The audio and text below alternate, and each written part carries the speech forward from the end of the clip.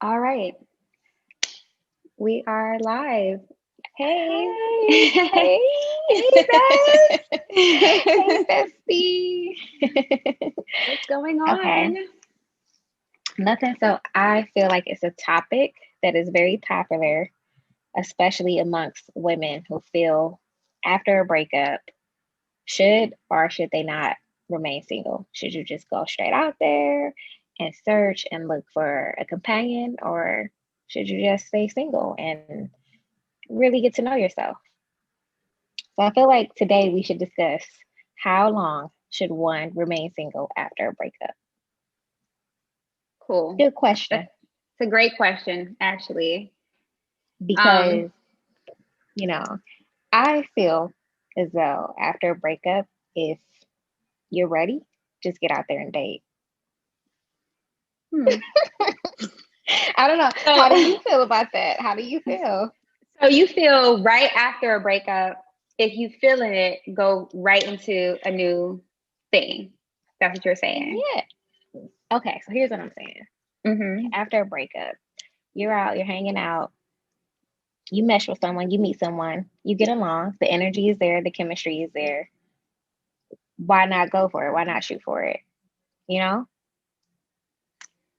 Am Okay. I wrong? There's no wrong What is your answer. outlook? What is your outlook on that? So, so I don't think there's a wrong answer, but I have a different opinion. I feel like you should definitely give it some time after a breakup, and my reason for that is so you once you're when you've been in a relationship with somebody, right? Like you're kind of like merging your life with theirs to a certain degree. I agree. So then Yeah. when you leave that relationship, now you're going from like this, going from two to one again. And you kind of have to get to like re-know yourself all over again, because what tends to happen in relationships, you start to like, you mesh with this person, you may take on some of their habits, some of their like their Definitely take on the lingo habits. even, schedule, like just everything like is meshed with this person. And so like when you separate from that, I don't think it's necessarily healthy to just like jump in right with another person, because then you're gonna kind of start that cycle all over again. I think it's healthy to have that break to get to know yourself again and recalibrate who you are again before going back to the dating scene. That's my opinion. Okay. So, what if you were in a relationship previously and that relationship you probably started to withdraw? Usually people go through a withdrawal phase too when they're in a relationship. They kind of detach themselves. And while they're in the relationship, they're focused on them. So it's kind of like a breakup in a sense. It's kind of you're breaking up with that person while you're in a relationship and you're focused on just you. Then would it be okay to, after that breakup? Because some people do it. Listen, for me, I've always had long term relationships. And granted, some were rocky, some weren't. But after that relationship, I leave feeling that, okay, I've learned X, Y, and Z from my previous relationship that I can take on to the next. And it starts like any relationship, like you're in your honeymoon phase, everything's going good. You go through your growing pains, and then you may have a rough patch. You know what I mean? Like it may get rocky, but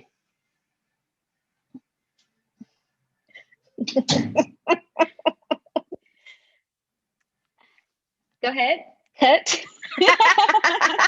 Yeah, we But can edit yeah, that. so yeah, it may get rocky. You know what I mean? And then do you leave or stay? It's up to you. If you stay, which I feel most people, especially in our generation, we get too caught up on instant gratification. And when things are bad and they're not going the way that we want them to, we're out looking for the next fling.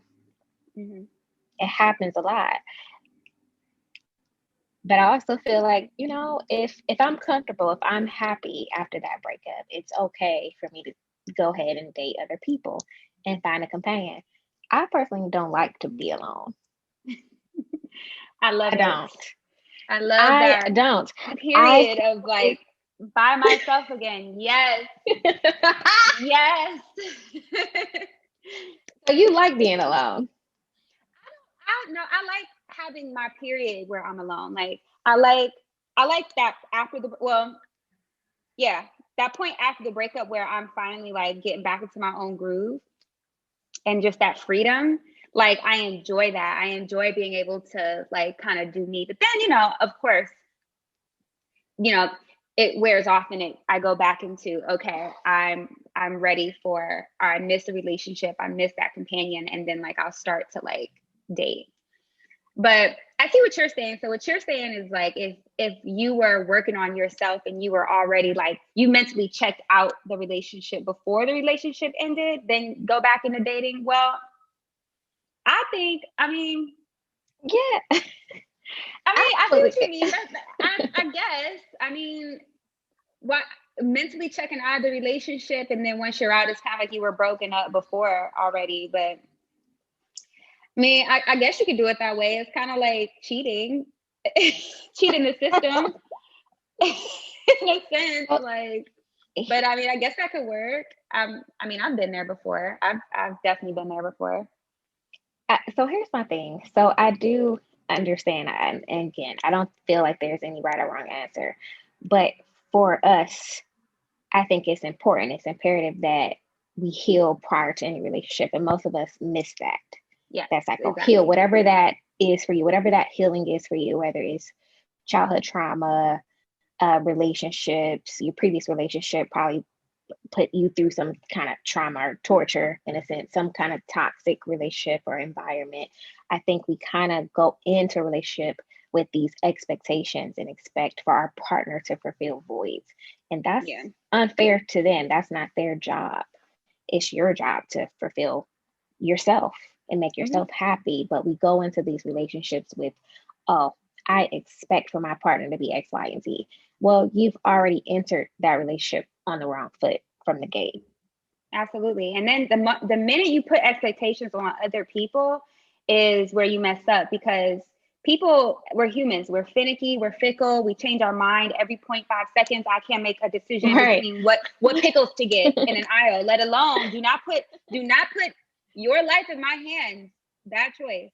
So when you put like your all into a person and you're expecting them to be some type of way to carry that burden for you, to be that healer, to be that other half of you, to make you whole. And then when they don't do as you expected, because nothing You're ever goes as disappointed. expected, you get disappointed and then you blame them. And then that's when the relationship gets messed You up because point it's the like finger. you point the finger and that's not healthy. So I 100% agree. Like it's very important to heal whatever needs to be healed before going into a new relationship or any relationship, period, for that reason alone. And I feel like once you have that healing and you have that, you go into it not expecting them to be a certain way or to fit into your box. Like this Hmm. isn't The Yeah, Sims. Like you can't just like tell them how to move. You can't expect people to move the way that you move exactly. because everybody Exactly. got their own trauma and baggage. Shit. Like I can't be like healing my trauma and yours. I can't be your savior. So I've definitely learned that through just being in relationships. One thing that I can say that going forward, if I were to ever get into another relationship, that I definitely want to be the best version of me before I step into that relationship. I don't yeah. want to be dependent on someone else for satisfaction. And I think that's a problem that I've had in the past is, oh, I feel happy with this person and make it about that person or the relationship. And I lose myself. I lose sight of, oh, what do I like? Yeah. What are the things that I like? What do I want to do? Those things are kind of drifted because I'm so focused on the relationship and building the relationship. And when that doesn't work out, then we get into a rut or I get into a rut. And that's not something that I want to take on going forward in my life. For Yeah. me, I feel when you're healed, you're naturally going to attract that into your life. Hmm. You're not going to be thinking about those external things in a Yeah. sense. If that makes sense. Absolutely. When you're healed, or just when you're in your own flow and your own rhythm of your own life, and you don't attract what you want. I always say this, you don't attract what you want, you attract who you are. So if you're a free flowing, loving, active, happy, family oriented, free spirited person yourself, and that's the partner that you want, you're going to attract that because that's who you are. That's what you're vibrating out to the universe. So you're going to attract like-minded people. You can't be out here miserable and be talking about like, I want a man that he loves his mom. I want a man who like he gonna take me all my baggage and love it and put stickers on it and adopt me to, you know, like, and just take me and all my shit and just love me for who I am, as messed up as I am. Like, it doesn't work that way. Like, no one's gonna come through with like a Superman cape and save you. Like, you gotta be who you want to attract. Because think about it, like, that type of person that you want, do they want you back?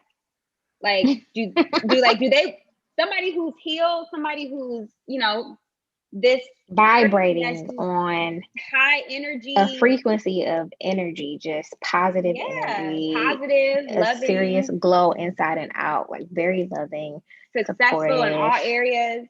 Yeah. Do they want a depressed bag lady? Like, no. Mood swings, etc. Like, you have to work on those things. Yeah. And it's so important to understand like how important it is to love yourself and try to be the best version of yourself each day. Yeah.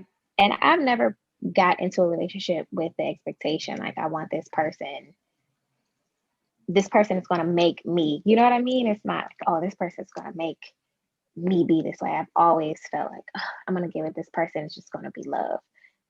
That's because I was missing love myself. I had to learn, okay, take a step back, focus on yourself, that healing. That's where that healing comes into play. Loving yourself, like, all the way, the raw, uncut version. Loving really who you are naturally, the organic you. What does that feel like? Loving your hair, your skin, bare, without makeup, your body. Like, when you love your body, you treat your body good. You know, you're not going to go out and eat bad 5, 6, 7, 8 days out of the week. Yeah. No, you're going to nourish your body. You're going to feed your body what your body needs. And most importantly, it sets the tone for how other people see and treat you. The way you treat yourself and the way you view yourself, that sets the tone of how other people are going to treat you and see you. So if you're treating yourself and your body with that respect and with that love, and it radiates, people, you can tell the difference between somebody who loves himself and someone who doesn't. Like, someone who's disciplined, someone who really cares about their body, someone who really takes time and puts that effort into themselves, like, that shows. It shows physically, but it's also a trait, you know, discipline. That's a trait that is across, you know, goes across other areas of your life. So, and even relationships, you know, they're emotionally, people who are disciplined in one area of their life are usually disciplined in other areas. So they usually have an emotional discipline, physical discipline. Exactly. So, and, you know, just makes them a more well-rounded person, in my opinion. That's such a strong word, discipline, how we overlook that, you know? Yeah. Because when I get in relationships, I gain about 33 pounds. You know what I mean? No, sir, it's that love weight. You know, you're out with your partner, you're eating. It is a thing. Yeah, for two people who may not be healthy. You know, like, I feel you. It's so true, especially if you two are on two different like paths in your fitness journey. Like, say one is on a fitness journey and the other one isn't at all. That could be a problem. That discipline is a big deal, man. And I feel like we lose. It can be tough in relationships because you kind of lose your identity when you're in a relationship. You can easily lose your when identity. You're not. So, okay, so question for you. Do you feel as though you can lose your identity when you're not healed? Or if you are healed, you can still lose your identity? It's a potential that you can still do that. I think that it's definitely easier to lose your identity when you're not healed, because you are seeking outside, you're seeking on the outside for something within, when you need to be searching within to heal what's missing. Like you're seeking that emptiness, I guess, in a person, in a relationship, versus filling that emptiness with, going within, healing, therapy, soul searching, getting to the root cause of why you need to be healed in the first place. Yet you kind of just mask it with relationships. And I've definitely been there before. I've used people to, I use people as like a form of validation or a form of healing, or like, okay, now that I have this relationship, this is solidifying me as, now I'm successful in relationships, when it really wasn't. I just had a relationship, Deep. but so that's all it was. But what does that have? Yeah, that's so deep. And we do that all the time. We do it all the time. Yeah. Getting caught up on titles, getting caught up on the wrong things that really just don't matter, man. None of that stuff matters. No, it doesn't. Relationships are not like two people coming together, becoming whole. It needs to be two whole people that go in their own separate lanes, and they go forward together, in synchronicity, versus like trying to be in one, It's better that way. It's like, okay, you do your thing, you're enjoying life, I'm doing my thing, I'm enjoying life. Hey, let's enjoy life together, and maybe we can, our energies can come together and make something better, So, and then if it don't work out, there's no love lost. I was fine before you, and I'll be fine after you. I love it. Valid point. How it should be. Ideally, easier said than done. Where's my brick? Where's your car? I'm just kidding. How dare you?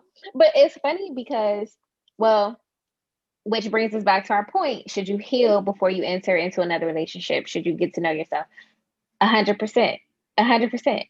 I mean, this just solidified it, that you need to kind of clear out that clutter in your mind, all those distractions, and really heal yourself internally. Like, not put a Band-Aid on the wounds, but actually fix it. You know what I mean? Yes. So love yourself, know yourself, love yourself fully, like feel, because love is a feeling. You don't really need a partner to feel love. Like love is to be happy. Happiness as well. Same with happiness. A choice. It's a choice. So you can wake up and choose to be happy. You can wake up to feel that vibration, that energy of love anytime you want. But it is a practice. And the more and more you do that, you're gonna naturally attract that person equivalent to love, because that's what you're vibrating, that's what you're radiating. So you're automatically going to attract someone. But when you're like trying to seek it, it's like you're seeking the wrong things. Therefore, you attract the wrong things, because you're not looking for love. You're looking for validation. You're looking for that Band-Aid. You're looking for that temporary satisfaction. Validation, another strong one, another strong word. And it just pushes back the process of healing, because you're out here seeking somebody when you need to be seeking yourself. And you're insecure. You need to fix yourself. So very powerful. I agree 100%. 100%. So what if you're in a relationship and you feel lost and you don't feel whole? What's your take on that? How does one fix that? How do you, and it all kind of ties into boundaries too, having boundaries. Whether you're in a relationship or out of a relationship, learning boundaries is very important, especially if you're coming from a bad place, a bad relationship. It probably has to do with boundaries. I think those boundaries become established when you have that alone time, because that's where you can not have the person involved, and it's just you versus you. Okay, you sit down and you figure out and write out what I will tolerate, what I will not tolerate. And you're not making these boundaries based on a person or what they may think or say, because that person is no longer in the picture. It's just you. So you get a really clear, you know, your mind is clear, and you can really get clear on what your boundaries are when you have that time to heal. And you have that time in your singleness to be alone and figure yourself out and heal that way. And then once you're clear on those boundaries, write them down, put them somewhere. That way you don't forget them, because a lot of times, as we talked about, when you get in a relationship, you lose yourself. And then those boundaries begin to sway because I really like this person. So let me just like take this boundary off. Let me let them in because I like them. But it shouldn't be that way. It should be, this is what I want to be for you. And if you don't fall in line with this, then we need to have a conversation, or maybe this isn't what, I need to be in. So yeah, boundaries are very important. And I think that'd be the best way to establish them. And if you're already in a relationship, then, you can still take time to yourself. That goes back into not getting lost, losing your identity in a relationship. Recognize that you are losing. If you recognize that you are losing your identity in a relationship, I feel like you need to take some time to yourself, because you can. I mean, just because you're in a relationship doesn't mean you can't have me time. Right. Exactly. So you need to be serious about that me time and really dedicate it to knowing yourself, going within. Getting that journal out. Let's start writing those thoughts down on paper. Reading books, very essential. Yeah. 100%. At least try to aim to read a book. Writing your thoughts down on paper. I agree. Getting out there in nature, vitamin D, that kind of stuff. It has helped me along the way. Just make the initial D step. From the sun, that vitamin D. Yes. and whole vitamins too, from our fruits and vegetables. And yeah. Those two. Or from a bottle supply, either or will work, but just get your vitamins. Yes. I agree 100%. So yeah. Get them in there. Well, I think we kind of uncovered that topic. I think we did, and we came out with the answer to, should you immediately dive into a new relationship, or should you give yourself some time and space? And I think we are in agreement that time and space is not a bad idea. It's not a bad idea. It's not, and a lot of people are afraid of it, for sure. Don't be afraid of that alone time. Face back here. Face yourself. The man in the mirror, as Michael Jackson would say. It sounds funny, but it's so real. It is. Just you and your demons. That's all. That's all. It's you and your trauma. I mean, no big deal. Big deal with it. Trauma. It's okay. We're all going through something in life. Damage. We're all going through something. Everybody suffering. But no, seriously, on a more serious note, definitely getting to know yourself is a big deal. It's a big deal. It's definitely, no questions about it. It's important before you step into another relationship or into a relationship. So I agree with you 100%.